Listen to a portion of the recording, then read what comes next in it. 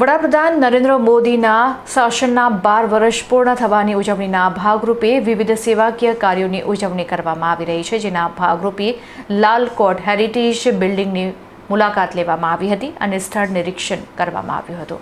પ્રધાનમંત્રી નરેન્દ્રભાઈ મોદીજીના નેતૃત્વ હેઠળના સેવા, સુશાસન અને વિકાસના સફળ 12 વર્ષ પૂર્ણ થવાના અવસરે સમગ્ર દેશમાં વિવિધ સેવાકીય કાર્યોની ઉજવણી કરવામાં આવી રહી છે.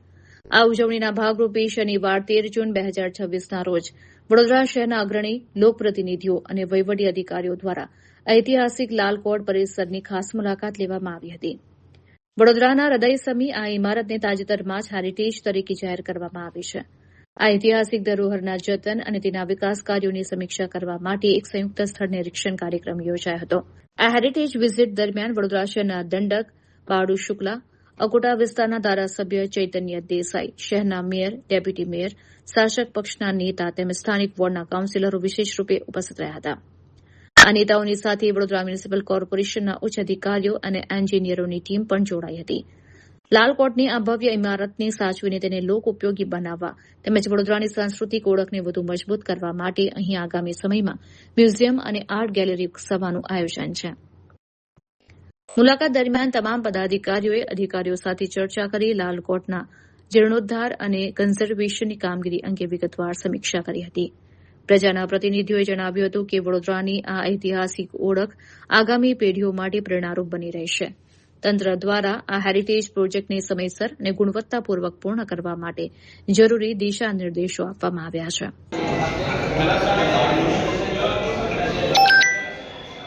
પ્રોજેક્શન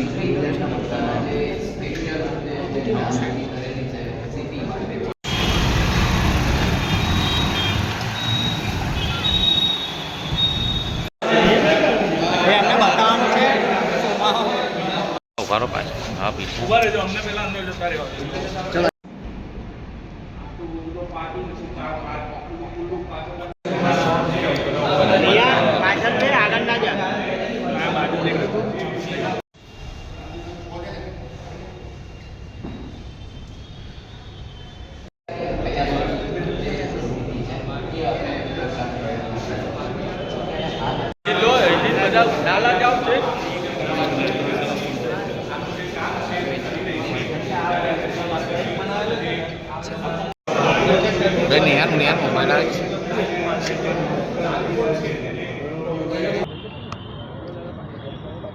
આજરોજ અમે પ્રગતિ પંથની યાત્રા એટલે કે અમે લાલકોટની વિઝિટ માટે આવ્યા છીએ. અમારી સાથે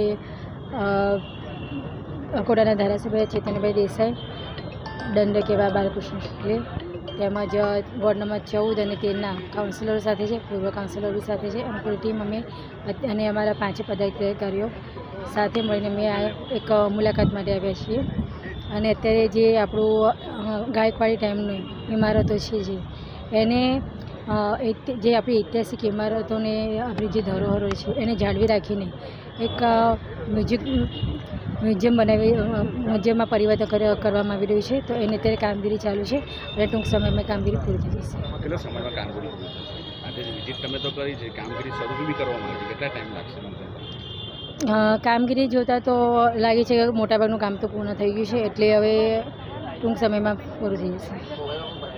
વિશ્વનેતા, ગુજરાતના સપૂત અને છેલ્લા 25 વર્ષથી તેઓ દેશની અને રાજ્યની સેવા કરી રહ્યા છે. એક નવો વિક્રમ તેમને કરેલો છે. સતત 12 વર્ષ સુધી ભારત દેશના પંતપ્રધાન તરીકે તેમણે જે કામ કરેલું છે તેના ઉજવણીના ભાગરૂપે આખા દેશમાં અલગ અલગ પ્રકારના કાર્યક્રમો થઈ રહ્યા છે.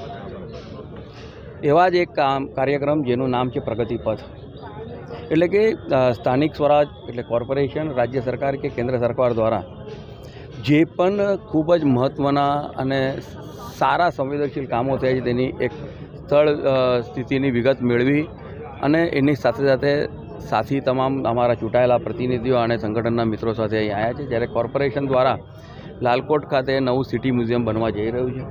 આગામી દિવસોમાં વિશ્વના પ્રવાસીઓને આકર્ષવા માટેનું એક સર્વોત્તમ સ્થાન જ્યારે બની રહ્યું છે ત્યારે આ સ્થળની વિઝિટ કરવા માટે અમે જ્યારે અહીં આવ્યા છીએ ત્યારે અમારી સાથે અકોટા વિધાનસભાના અમારા ધારાસભ્ય શ્રી ચૈતન્યભાઈ, વડોદરા મહાનગરપાલિકાના અમારા મેયર શ્રી ગીતાબેન અને તેઓની ટીમ અને સાથે સાથે વોર્ડ નંબર 13 અને 14ના અમારા ચૂંટાયેલા પ્રતિનિધિઓ, પૂર્વ કાઉન્સિલરશ્રીઓ અને વડોદરા મહાનગરના અમારા ભારતીય જનતા પાર્ટીના મહામંત્રી દીપકભાઈ પણ અત્યારે ઉપસ્થિત છે. આ પ્રકારનું જે કોર્પોરેશન દ્વારા આયોજન કરવામાં આવ્યું છે 45 કરોડના જંગી ખર્ચે જ્યારે એક સિટી મ્યુઝિયમ બનવા જઈ રહ્યું છે ત્યારે આ એક સારા કામ માટે થઈને હું કોર્પોરેશનના આખા ટીમને ખૂબ ખૂબ અભિનંદન પાઠવું છું.